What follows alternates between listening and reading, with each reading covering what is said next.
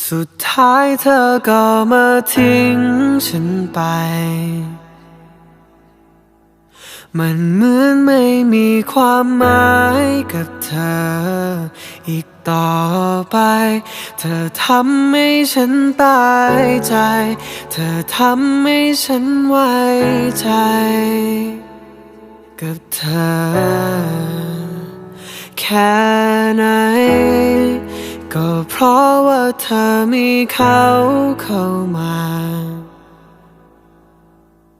ที่เข้ามาเปลี่ยนชีวิตของเธอกับฉันสุดท้ายคือต้องยอมปล่อยเธอโดยที่ยังรักเธออยู่ทั้งใจ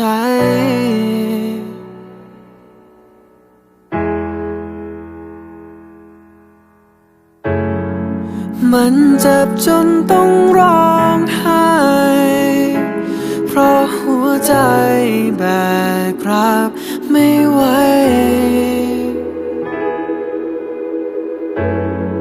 สิ่งเดียวที่รับรู้ได้คือฉันกลายเป็นคนที่เธอไม่เอาฉันมันก็เหมือนคนโง่คนหนึ่งที่ให้เธอหลอกเธอก็รู้ว่าฉันก็รักและยอมเธอทุกอย่างไม่เป็นไรถ้าที่ฉันทำเธอจะมองข้ามไปหากหัวใจเธอเปลี่ยนไปฉันคงไม่ยื้อเธอไว้ฉันจะยอมปล่อยเธอไปหรือเห็นแค่ฉันเป็นทางผ่าน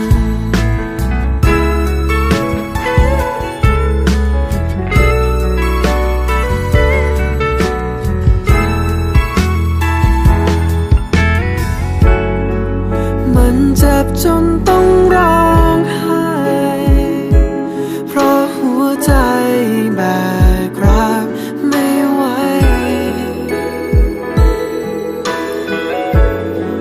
สิ่งเดียวที่รับรู้ได้คือฉันกลายเป็นคนที่เธอไม่เอาฉันมันก็เหมือนคนโง่คนหนึ่งที่ให้เธอหลอกเธอก็รู้ว่าฉันก็รักและยอมเธอทุกอย่างไม่เป็นไร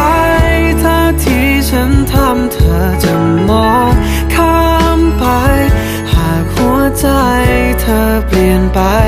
ฉันคงไม่ยื้อเธอไว้ฉันจะยอมปล่อยเธอไปหรือเห็นแค่ฉันเป็นทางผ่าน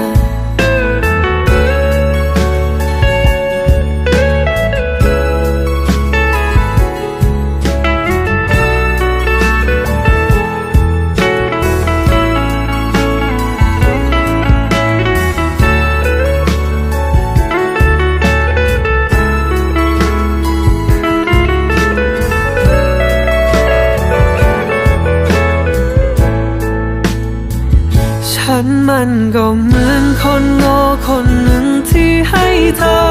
หลอกเธอก็รู้ว่าฉันนั้นรักและยอมเธอทุกอย่างแต่ทำไมสิ่งที่ฉันทำเธอกับมองข้ามไปเขานั้นดีกว่าตรงไหนฉันทำผิดพลาด